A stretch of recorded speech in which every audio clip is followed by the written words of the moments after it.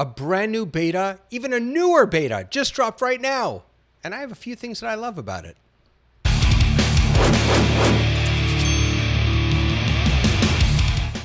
Hey everybody, David Paskin here, your Torah tech guy. I'm here to share with you some great tech for your great Torah or whatever amazing content you're sharing. And today I want to dive into one of my favorite things in the whole world, Ecamm Live.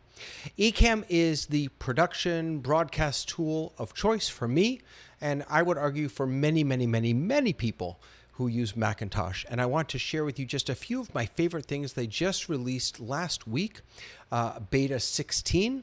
And actually just about an hour ago, beta 17, but beta 17 just fixes a few things. Beta 16 is kind of the big one. And our understanding is that this is sort of the last of the big things to be built out in the beta before it goes over to the stable version. So I wanted to bring you in and show you some of my favorite things. Now, some of my favorite things are not going to be the things that were touted as the big deals, but I think they're still pretty cool.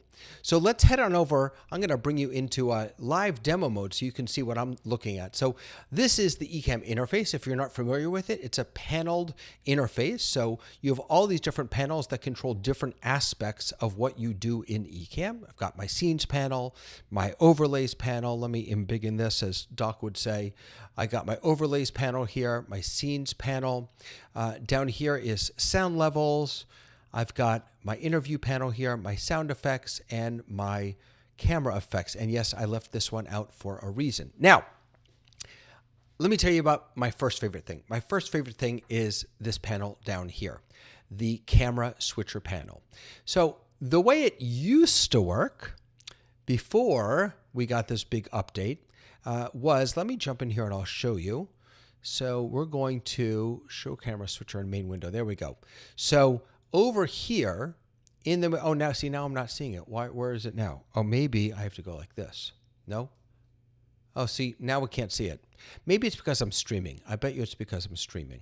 In any case, there used to be right over here a camera switcher, a little camera switcher. It's like almost like a thumbnail strip.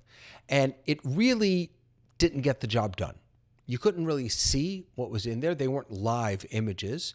And also, if you had lots and lots of sources, you often couldn't even find the right ones. And you couldn't really do much with it. But now, Ecamm has given us this beautiful camera switcher right here. And there are a few things to know about this camera switcher. First of all, there are two tabs. There's all sources and there's AB. We'll get to AB in a moment. All sources. So here is where you're going to see all of the camera sources that you have available to you. So I've got my main camera here. I've got a cam link plugged in, which is actually bringing in my other desktop. I've got an Insta360 link down here. Hi there. I've got a couple of NDI sources, and you can see I've got guest one down here. If you had more guests on, then obviously you would see more of these guest cameras here. You can make this any size you want. You can make it long, you can make it wide, you can make it square, you can make each of the individual images bigger. It's just really nice. It's nice also to be able to see live all the different cameras that you have available to you.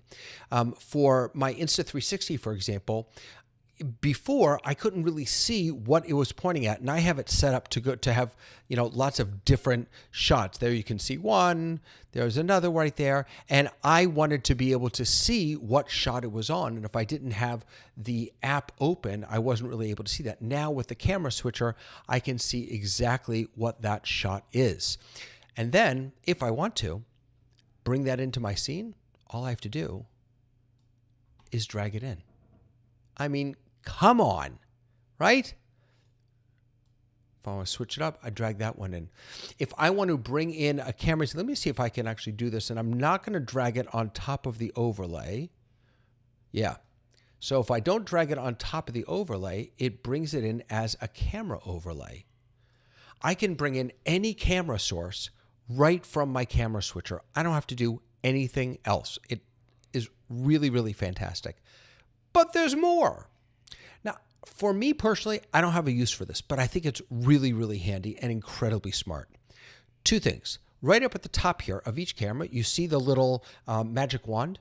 That will automatically bring you into and switch to this camera over in your camera effects over here. So if I click, if I wanted to say adjust my camera effects on my Insta360, I would just click on that, and then right up here, it automatically changed to Insta360, and I can adjust any of my settings over here, which is really, really nice. The other thing that's really nice about this is if you click on these three dots, you can show this source in a separate window. So if I click on that, it's going to pop up a pop-out window. Now this is just this camera. So if I switch scenes, this camera stays the same. But that's okay, because that's what I want. I wanted just this camera to be popped out. I can also send it to a different monitor. So if you have multiple monitors attached, you can send this and it will go full screen on that monitor, or you can remove it from the switcher. And you can do this with any of your cameras.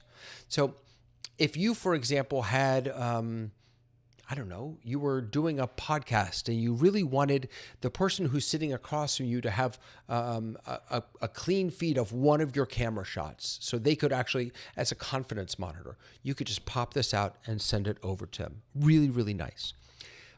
But then there's this AB. This to me is a killer feature. AB. So AB means that you can assign cameras as placeholders. So for example, let's see, this camera right now is set to, in this scene, it's set to Blackmagic Design. That's my main camera. But what I'm going to do is I'm actually going to go in and I'm going to change it to this.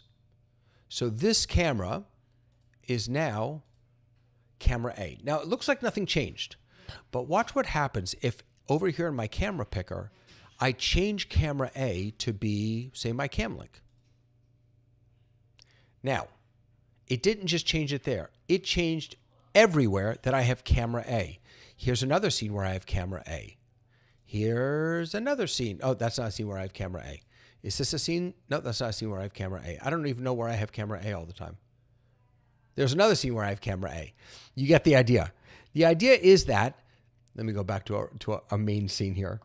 The idea is that you can now set up all of your scenes, and instead of having, if you make a change, instead of having to go into every scene and change the camera, just set them up with placeholder cameras. So before you start, say, I want camera A to be this camera. I want camera B to be this camera. I want camera C to be this camera. And then as you're building scenes, instead of pulling the specific cameras in, you pull in these placeholders. And then anytime you need to make a change to them, including, I believe, camera settings, if you change the camera settings on any of these, the placeholders, those changes will populate across all of your scenes. If you make those changes just to the source itself, to the camera itself, it will only be changed in that scene. But if, I think, I'm pretty sure about that, or anywhere where that camera is being used. But if you change it in the AB in your placeholder cameras, it's changed across all of your scenes. Really, really powerful. What else can I tell you about this? This is actually probably my favorite feature in the new beta. Let's jump into a couple other things though. Let's look at, this is what a lot of people were talking about. I'm going to be honest with you, it's not big on my list. So if you go into your preferences and you go to, there's a new tab called recording, and you click on recording, you now have isolated video tracks. I think for a lot of people, this is really important. In my workflow, it's just not all that important. And there's one big caveat to this.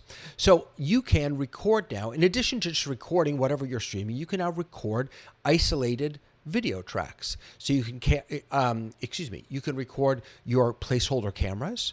You can record your, let's see here, actually.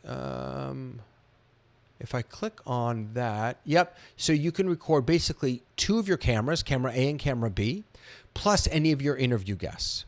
You can also attach to those recordings the audio that goes with it, and you can choose whatever audio you want. So do you want the primary mic for camera A, or do you want to get the secondary mic or the program audio, or do you just want the video? You don't want any audio at all.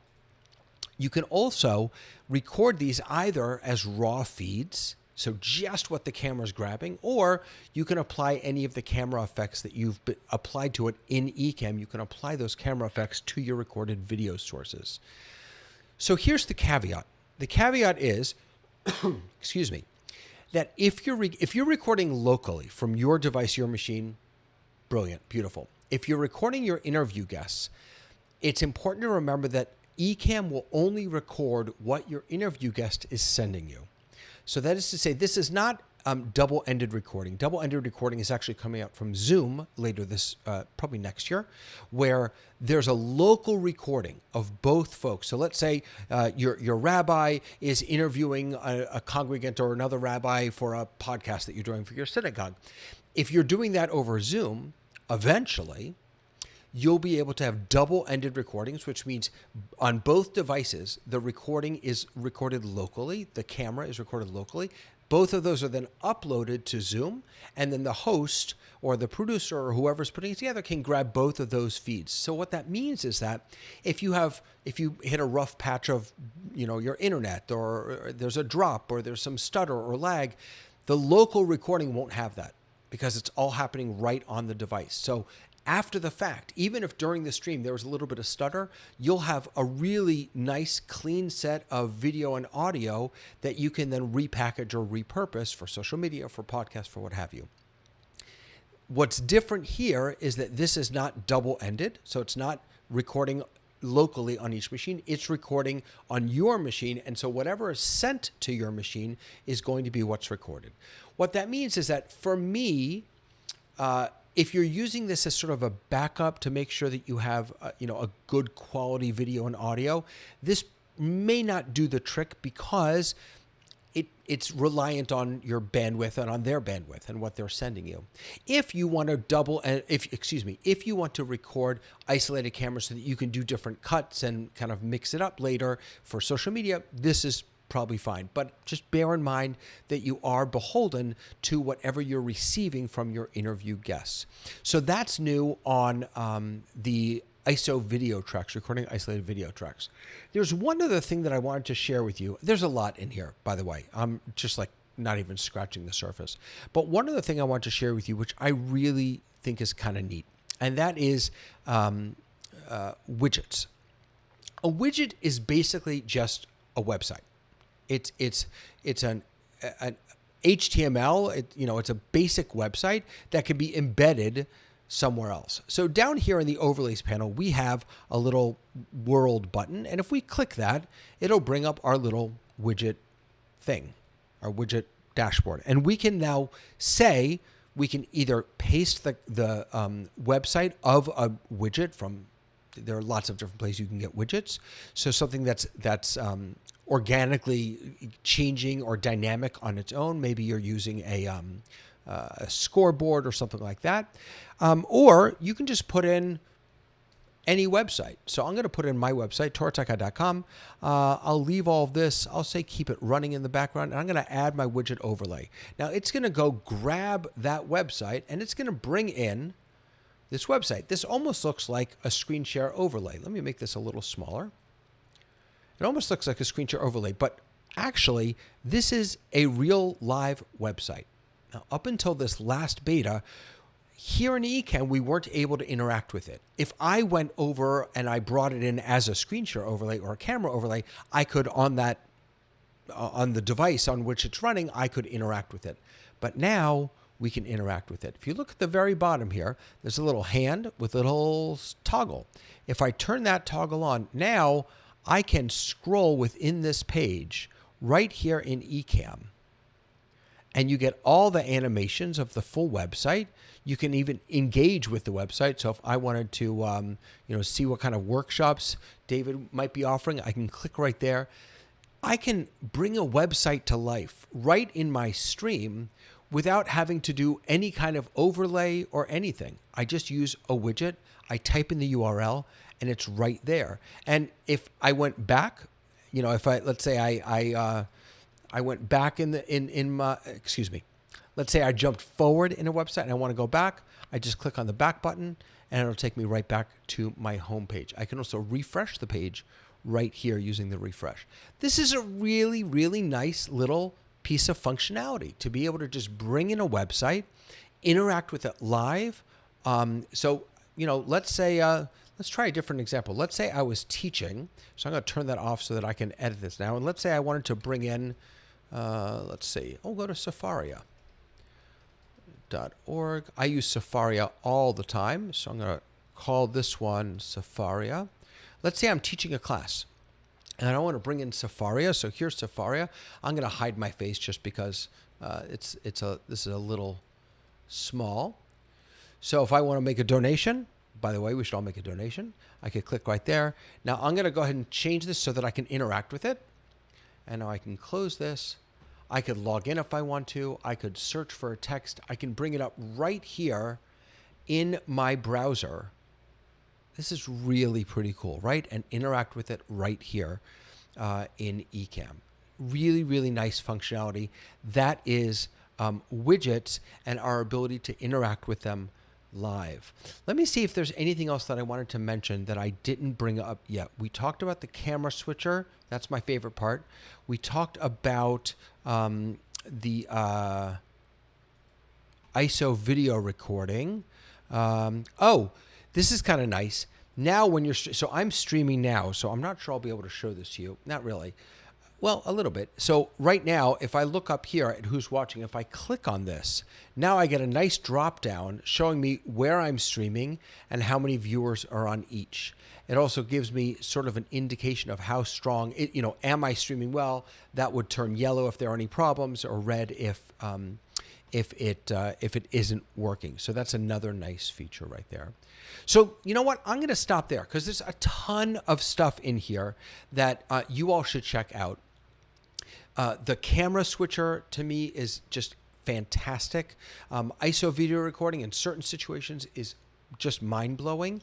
The interacting with your widgets is really, really fun and really effective.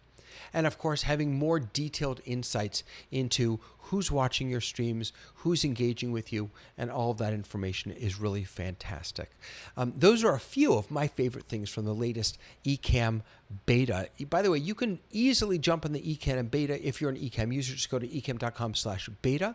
If you're interested in trying out Ecamm, head on over to TorahTechGuy.com/Ecamm. Yes, that is an affiliate link, but let them know that I sent you their way. It is just a lovely, wonderful, fantastic app that has allowed me to do so much more. And hey, while you're visiting Ecamm Live on the web, head on over to TorahTechGuy.com and check out all the different offerings that I have for you. I'm excited. I'm going to be doing some producing coming up in January. I'm going to be teaching a course next semester to rabbinical students all about when Torah meets technology. So lots of good stuff coming up, lots of new videos and cool stuff. All done with Ecamm. All right, folks. Have a good one. I'll see you next time. Bye.